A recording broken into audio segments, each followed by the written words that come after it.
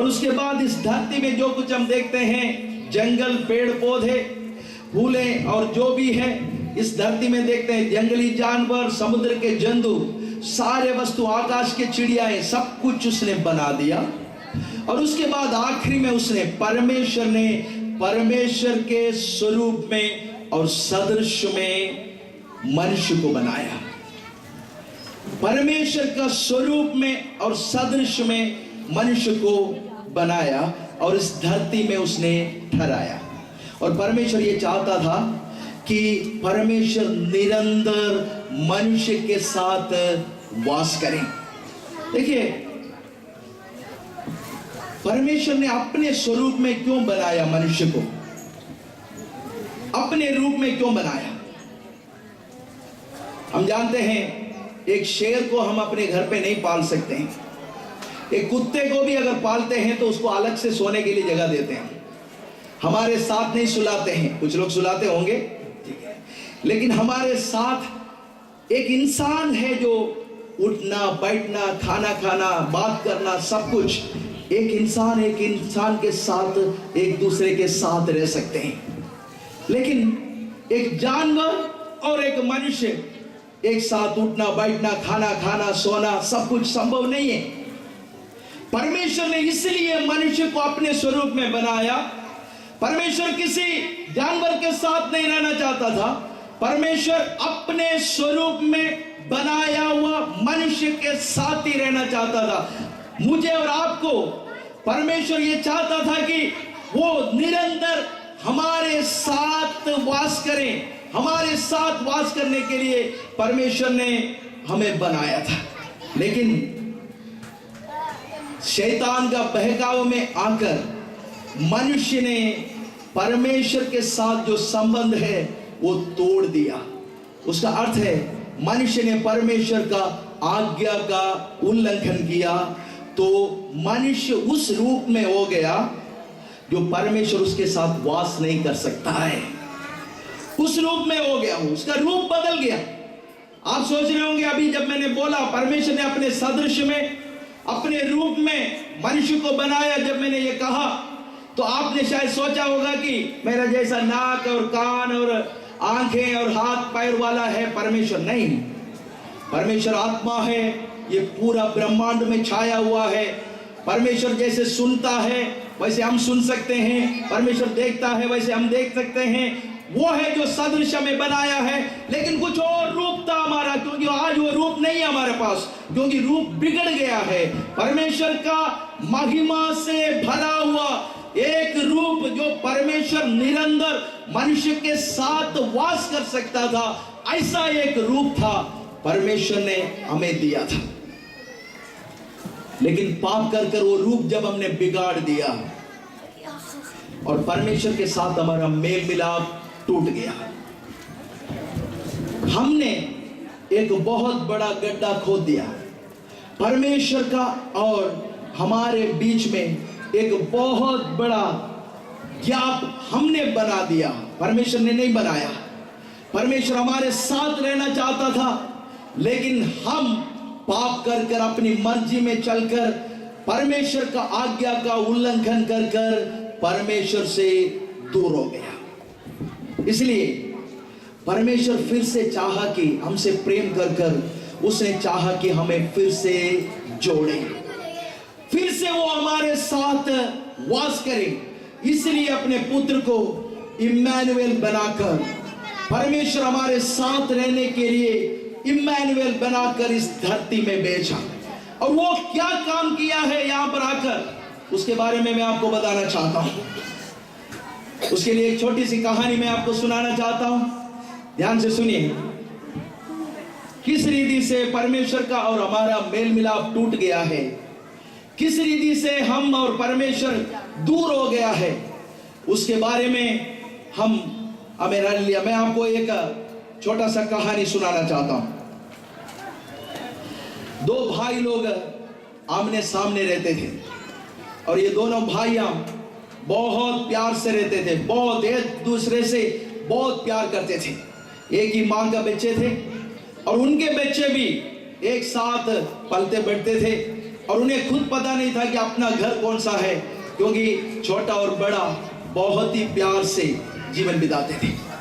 और दोनों अच्छे बिजनेसमैन थे, अच्छा पैसा कमाते थे।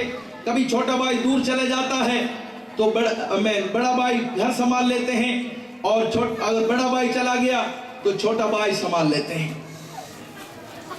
ऐसा समय में एक दिन ऐसा हो गया, इन दोनों के आपस में थोड़ा सा झगड़ा हो गया। बड़े भाई और छोटे भाई के बीच में छोटा सा झगड़ा हो गया, लेकिन वो अपना झगड़ा सुलझाने का कोशिश नहीं किया, तो उनका नाराजगी जो है बढ़ता गया और उनका शत्रुता बढ़ता गया। एक दूसरे से बातचीत करना बंद कर दिया उन्होंने, एक दूसरे का घर जाना बंद कर दिया, एक दूसरे से वो घृणा करने लगे। दोनों एक दूसरे को देखना भी नहीं चाहते थे, ऐसा हालत हो गया। और एक दिन बड़ा भाई कहीं टूर पे गए हुए थे, और 1 महीने के बाद जब वो वापस आया तो उसने देखा कि दोनों घरों के बीच में एक बहुत बड़ा गड्ढा खोदा हुआ है, एक कैनाल बना हुआ है, एक नहर जैसा 20 फुट गहरा एक नहर बनाया है। और इस नहर के कारण ना इधर इस घर का कोई इधर जा सकता है, ना उस घर का कोई इधर आ सकता है। बड़ा भाई ने जब देखा बड़ा दुखी हो गया। उसने सोचा ये क्या कर दिया है इसने, हम तो दोनों एक ही मां के बच्चे हैं, अगर हमारे आपस में थोड़ा बहुत झगड़ा हो भी गया है तो ये सुलझा सकते थे, लेकिन इसने तो हमेशा के लिए अलग होने का काम कर दिया है, अब तो हम हमेशा अलग हो जाएंगे। बड़ा दुखी हो गया वो। जब वो ऐसा खड़ा था तो एक कारपेंटर वहां पर आ गया, लकड़ी का काम करने वाला। उस कारपेंटर ने कहा मुझे कुछ काम दे दो, टेबल बनाऊंगा, कुर्सी बनाऊंगा, किसी आपके पास तो लकड़ी बहुत रखा हुआ है। तो बड़े भाई ने कहा नहीं, मेरे पास तो कोई काम नहीं है इस समय, आप जा सकते हैं। लेकिन उसने कहा कुछ तो दे दो, मैं कुछ काम करना चाहता हूं। और बड़े भाई ने कहा, उसको एक आइडिया लगा, उसने कहा चलो एक काम करते हैं, 1-2 दिन का काम नहीं, करीब 1 महीने का काम मैं आपको देता हूं। आपको एक काम करना होगा, ये जितना लकड़ियां यहां पर रखा हुआ है इसको काटना है, और उसके बाद मेरे घर के सामने ये जो नहर के किनारे है ना, एक बड़ा दीवार 20 फुट का दीवार बनाना है, क्योंकि मेरा छोटा भाई ने तो 20 फुट गड्ढा नीचे को बना दिया है। अब मैं दीवार ऊपर को बनाना चाहता हूं, ताकि मैं उसका चेहरा भी नहीं देखना चाहता हूं। वो तो चाहता है आना जाना नहीं, मैं तो चाहता हूं कि उसका चेहरा भी नहीं देखना है, मुझे हमेशा के लिए अलग होना है। और कारपेंटर ने कहा ठीक है, मैं बना दूंगा, आप होके आइए। और बड़ा भाई एक टूर पे चला गया। 1 महीने के बाद जब वापस आया, उसने देखा कि वहां पर लकड़ी नहीं है और वहां पर कोई दीवार भी नहीं है। और बड़ा भाई को थोड़ा सा गुस्सा आया। उसने कारपेंटर को बुला के पूछा क्या हुआ भैया, मैंने तुम्हें लकड़ी दिया था और दीवार बनाने के लिए कहा था, और ये क्या कर दिया है, क्या है, क्या हुआ? अब उन्होंने कहा वो देखो, और वहां पर नहर के ऊपर एक अच्छा सा पुल बना हुआ था लकड़ी का, बढ़िया सा एक पुल, उस नहर के ऊपर से दोनों घरों को जोड़ने वाला एक पुल बना हुआ। और उस समय बड़े भाई ने पूछा मैंने तो तुम्हें दीवार बनाने के लिए बोला था, लेकिन तुमने ये पुल कैसे बना दिया? और उसने कहा मुझे तो दीवार बनाना आता नहीं है, मुझे तो पुल बनाना आता है, इसलिए मैंने वो बना दिया। इतने में छोटा भाई आ गया और उसने देखा मैंने तो गड्ढा खोद दिया था, ये गड्ढा बनाया मैंने, तब भी मेरा बड़ा भाई ने तो पुल बनाकर फिर से जोड़ना चाहता है। वो उस पुल से चलकर इस पार आया और उसके पांव पकड़ा बड़े भाई का और उसे कहा भैया माफ करना, मैंने तो गलत समझा था तेरे बारे में, मैंने तो सोचा था कि तेरे से अब आगे से बात नहीं करूंगा, लेकिन तूने तो कमाल कर दिया, फिर से हमारा प्यार बसाने के लिए तूने ये पुल बना दिया है। इतने में वो कारपेंटर अपना सारा औजार इकट्ठा कर रहा था ले जाने के लिए, तो बड़े भाई ने कहा मैंने नहीं, इसने बनाया है, इसने किया है, इसलिए हम इसको जाने नहीं देंगे। दोनों ने मिलकर उनसे कहा, देखो आप हमें छोड़कर नहीं जाएंगे, आप हमारे पास ही रहना है, क्योंकि हमें आपने जोड़ दिया है। हम तो टूट गए थे लेकिन जोड़ दिया है। लेकिन कारपेंटर ने कहा, नहीं, मुझे जाना बहुत ज़रूरी है, क्योंकि मुझे बहुत पुल बनाने की ज़रूरत है। अभी यहाँ पर नहीं, कई जगहों पर इस तरह टूटा पड़ा हुआ है, वहाँ पर मुझे जाना पड़ेगा। और मेरे प्रियो, वो पुल को आप देखो थोड़ा। वो पुल जो ना, एक पहले एक लकड़ी था और उस लकड़ी को काटा गया और उसको शेप बनाया, उस पे कीले ठोका और उसको जोड़ दिया और उस हमेशा के लिए उधर और इधर रहने के लिए, हमेशा के लिए वहां पर रहने के लिए उस पुल को वहां पर टिकाया गया, उस पुल को वहां पर जोड़ा गया। वो पुल बनाने के लिए बहुत लकड़ियां काटी गई, उस लकड़ियों को शेप बना दी गई, तभी जाकर वो लकड़ियां वहां पर वो पुल के रूप में आया है। परमेश्वर का पुत्र को भी हमें और परमेश्वर को जोड़ने के लिए, एक पुल बनने के लिए वो इस धरती में आया। हमारा जीवन परमेश्वर के साथ जोड़ने के लिए वो एक पुल बन जाए, हमेशा इस धरती में रहें। प्रभु यीशु ने कहा, मार्ग, सत्य और जीवन मैं ही हूं, मेरे सिवा कोई पिता के पास नहीं पहुंच सकता। मेरे प्रियो, उद्धारकर्ता का अर्थ यह है, उद्धार का अर्थ यह है कि आप परमेश्वर के साथ जोड़ दिया गया है।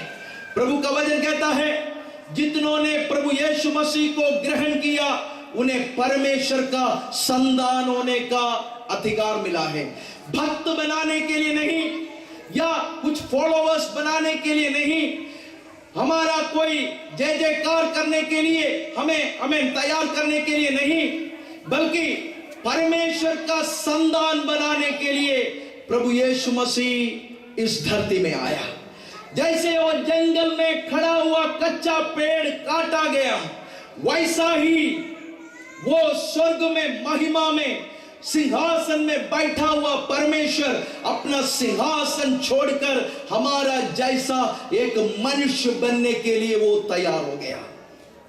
हमारा जैसा एक प्राणी बनने के लिए अनंत काल का परमेश्वर, जिसका हमें हालेलुया आदि भी नहीं है, अंत भी नहीं है, जो सर्वशक्तिमान है, जिसका मुंह का सांस से इस दुनिया का सारे चीजें, जिसने हमें रचा है और सारे प्राणी को भोजन देने वाला, सबको संभालने वाला परमेश्वर, ये तारों को उसके भ्रमण पथ में टिकाने वाला परमेश्वर, ये सूरज को और चांद को टिका कर रखा हुआ परमेश्वर, इस धरती को रोज उसके आमीन हालेलुया उस पे घुमाने वाला परमेश्वर, और इतना बड़ा परमेश्वर, और सारे प्राणियां उसकी आराधना करते हैं, सारे प्राणियां उसकी तरफ देखते हैं कि भोजन के लिए और सुरक्षा के लिए उसकी तरफ देखते हैं।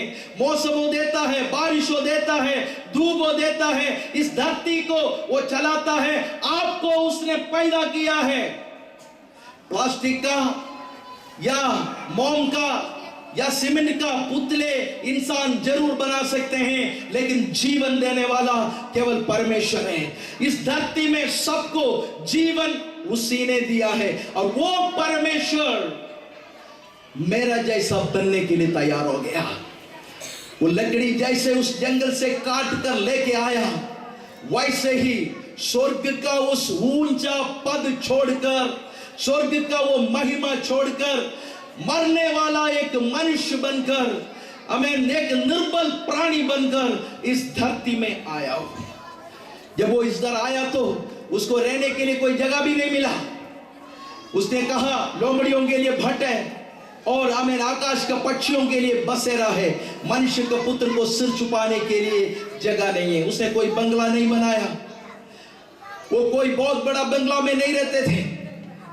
जहां पर जगह मिला वहां पर वो सोया, जहां पर लोगों ने उसको खिलाया वहां पर वो खाया, लेकिन लोगों का जीवनों का आमीन हालेलुया समस्याएं दूर करने के लिए आमीन हालेलुया वो हमेशा लगा रहा। और परमेश्वर का और हमारे साथ वो संबंध फिर से जोड़ने के लिए, वो दीवार गिराने के लिए, वो पाप खत्म करने के लिए इस धरती में एक बड़ा बलिदान होना जरूरी था। एक महान बलिदान इस धरती में होना जरूरी था। और जैसे वो लकड़ी चीरा गया, जैसे वो लकड़ी के ऊपर आमीन हथियार चलाया गया, वैसे ही लोगों ने उसके शरीर को घायल किया। उसके पीठ पर एक कम 40 कोड़े मारे गए, उसके हाथों पर कील ठोका गया, उसके पैरों पर कील ठोका गया, उसके सिर पर कांटे का मुकुट रखा गया। जब उसको क्रूस पर चढ़ाया, लोगों ने अत्याचार किया उसके ऊपर, तो उसने प्रार्थना किया, पिता ये नहीं जानते हैं कि ये क्या करते हैं, इसलिए उन्हें क्षमा करना। और हमारे आमीन पापों का कीमत चुकाने के लिए, हमारे जीवन का मेरा लिए उस पाप का दंड दूर करने के लिए प्रभु यीशु मसीह उस दंड को अपने ऊपर ले लिया और सूली पर अनंत काल का परमेश्वर मरने के लिए तैयार हो गया। मनुष्य बनकर हमारे लिए मरने के लिए तैयार हो गया। मरकर वो मृत्यु में गया, लेकिन मृत्यु उसको पकड़कर नहीं रख सका। तीसरा दिन वो मृतकों में से जी उठा और उसने ये ऐलान किया, जो कोई उस पर विश्वास करेगा वो भी मरने के बाद जी उठेगा। तो आज मेरे प्रियो, आपके जीवन में आपका पाप का दंड उठाने के लिए, आपका दर्द अपने ऊपर लेने के लिए, आपके बीमारी को अपने ऊपर लेने के लिए, आपका घर का कलेश का अशांति को अपने ऊपर लेने के लिए, वो घायल होने के लिए, दुख उठाने के लिए, मृत्यु सहने के लिए इस धरती में आया। वो आपका उद्धार करता है। वो आपको एक नया जन्म देने वाला परमेश्वर है, एक नया जीवन देने वाला परमेश्वर है। आज खुशखबरी यह है इस दुनिया का सभी लोगों के लिए, इस धरती में रहता हुआ सभी लोगों के लिए, there is a good news for everyone, आमीन हालेलुया। एक एक व्यक्ति के लिए एक खुशखबरी है, वो ये है, आप पापी होकर दंड सहकर पीड़ा में, क्लेश में, घृणा में इस धरती में रहने की जरूरत नहीं है। अपने पापों से छुटकारा पाने के लिए परमेश्वर ने अपना पुत्र आपके लिए दे दिया है। वो है क्रिसमस। करीब 2000 साल पहले वो इस धरती में पैदा हुआ, एक गौशाला में। रखने के लिए जगह नहीं था, इसको इसलिए चरनी में रखा गया। आज वो यहाँ पर आपके दिलों में आमीन हालेलुया जन्म लेना चाहता है। चरनी में नहीं रखने की जरूरत है। आज उसको अपने दिलों में रह सकते हैं। अपना दिल अगर एक चरनी बनाएंगे, आज आप में अपने दिल को अगर आप खोलेंगे और प्रभु यीशु से कहेंगे, प्रभु यीशु आज मेरा जीवन में तू जन्म ले ले, ताकि मैं भी अपने पाप से मुक्त पाकर, आमीन हालेलुया, मैं भी अपने पापों से मुक्ति पाकर, मैं भी अपने आमीन रोगों से मुक्ति पाकर, आमीन अपने कलेश से, दुख से, आमीन हालेलुया छुटकारा पाकर मैं भी एक भरपूर जीवन इस धरती में जिया चाहता हूं। एक भरपूर जीवन। आपको पता है इस दुनिया को बहुत लोगों ने कब्जा किया है। सब अपने हथियार के हाथ के बल पर। प्रभु यीशु मसीह प्रेम के द्वारा ये पूरा दुनिया को जीत लिया है। पूरा दुनिया को, सबका दिल को जीत लिया है। आज प्रभु यीशु मसीह आपके दिल में भी आना चाहता है, आपके जीवन को भी बदलना चाहता है। आप कैसा भी दुख में, पीड़ा में, तकलीफ में हैं, प्रभु यीशु मसीह आपसे, आमीन हालेलुया, आपका नाम क्या है, आप कौन सा जाति का है, या कैसे, कितना पढ़ा लिखा है, कितना धनी है, ये सब नहीं पूछ रहे आपसे। एक ही बात पूछ रहा है, क्या तू आज उद्धार पाना चाहता है? क्या तू आज अपना दिल खोलेगा, मैं तेरे दिल में जन्म लूं? सभी लोग अपनी आंखों को बंद करें। Praise the Lord. हालेलुया।